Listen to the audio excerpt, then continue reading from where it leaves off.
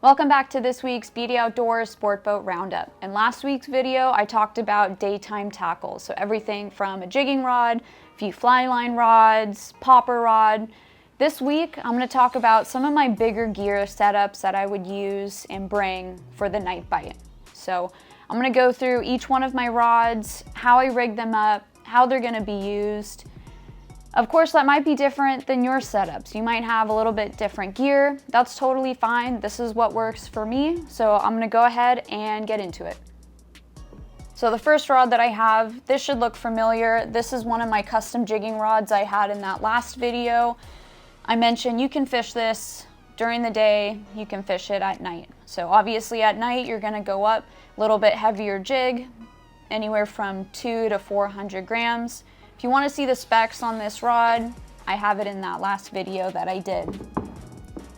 So this next rod that I have, this is going to be my gray light rod. So a lot of the really good fishing that we've had so far this season, it's been at night into that gray light bite.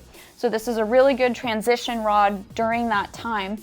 This is my Seeker. It's a 6480, 20 to 40 pound test rod.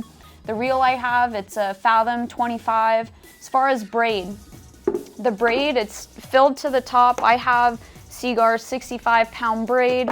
My fluoro top shot, I'm gonna run a 40 pound gold label top shot on here.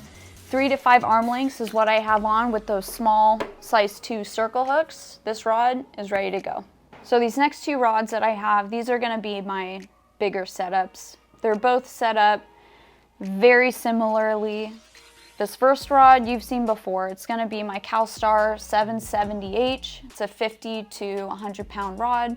The reel is going to be a Fathom 60. As far as what it's spooled with, I have 130 Seagar threadlock braid on there. As far as the leader, I'm still going to run that 3 to 5 arm lengths of fluoro, and it's 100 to 130 pound top shot on there. And I just tie, whatever jig is best for the condition that we're fishing in. Can also fish this rod during the day as a sinker rig, which I've talked about before. The next rod that I have, my last rod, again, it's set up very similarly. It's a Typin, it's a 7.6 XXH, so it's a little bit longer, it's a bit stiffer, even though it's the same 50 to 100 pound test rod with the Gomexus reel. Again, 130 pound braid, anywhere from 100 to 130 pound top shot on there as well.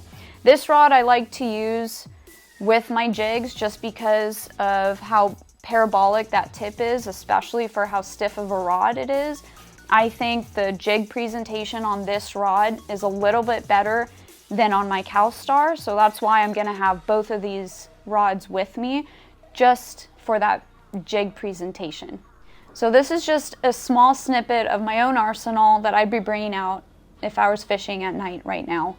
Obviously, this year has been so unpredictable. It's very hard to know exactly what it is you should be bringing. So that's why you should ideally have a little bit of a range in your gear when you get out there. You might run into 30 to 50 pounders, you might run into 100 to 200 pounders. So having a good variety in your gear is definitely something that'll lead you toward success when you go out on these trips. Again, obviously, these are rods that I personally like that work really well for me.